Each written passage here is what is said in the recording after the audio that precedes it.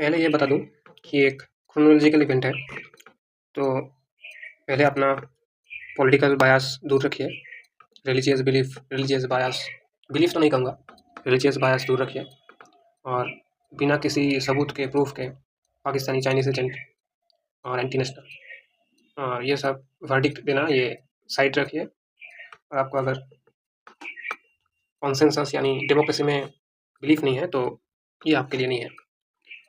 पहले ही सोनम वांगचुक पे नहीं चाहते, पहले 2-3 ऐसे और केसेस देख लेते हैं जहाँ पर ऐसे ही हंगर स्ट्राइक और फास्ट हुआ था। तो सबसे बड़ा जो इवेंट था, सबसे मेरे हिसाब से वो प्रोफेसर जी डी अग्रवाल का था, जिन्होंने वो ये है प्रोफेसर जी डी अग्रवाल, जिन्होंने IIT रुड़की से सिविल इंजीनियरिंग से बैचलर्स किया था, फिर उन्होंने यूनिवर्सिटी ऑफ कैलिफोर्निया में शायद PhD किया था, फिर IIT कानपुर में वो प्रोफेसर बन के आए।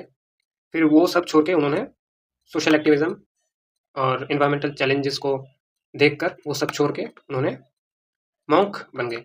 और प्रोफेसर जी डी अग्रवाल का जो पहला हंगर स्ट्राइक या फिर फास्ट था, वो भागीरथी में एक डैम को लेके था जो इकोलॉजिकल बैलेंस को ख़राब कर रहा था। तो उसके रिस्पॉन्स में गवर्नमेंट ने कुछ एक्शन लिए, उत्तराखंड गवर्नमेंट ने उस प्रोजेक्ट को कैंसिल कर दिया। फिर उन्होंने कई और बार हंगर स्ट्राइक किया, तो उतना ज़्यादा नहीं जाते।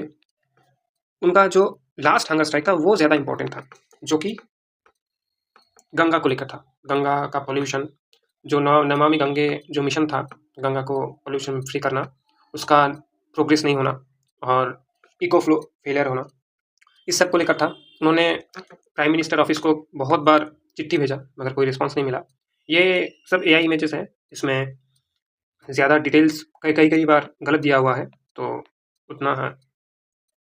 तो PM ऑफिस में उन्होंने बहुत बार चिट्ठी डाला, तो कई रिस्पॉन्स नहीं मिला कभी, तो वो पहले एंड देन वो हंगर स्ट्राइक पे बैठ गए।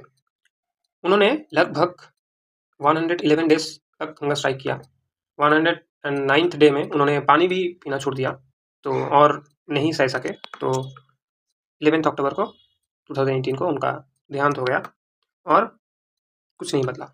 ये अभी हमारे गंगा और यमुना का ये सिचुएशन है, ये कंडीशन है, कुछ चेंज नहीं हुआ। तो उनका जान भी चला गया, उनको कोई याद भी नहीं करता। अभी उनका जिक्र हो रहा है क्योंकि सोनम वांगचुक का ये प्रोटेस्ट चल रहा है। फिर एक और सबसे ज़्यादा पॉपुलर जो किसान बाबूराव यानी अन्ना हज़ारे का जो मूवमेंट था 2011 से 13 तक,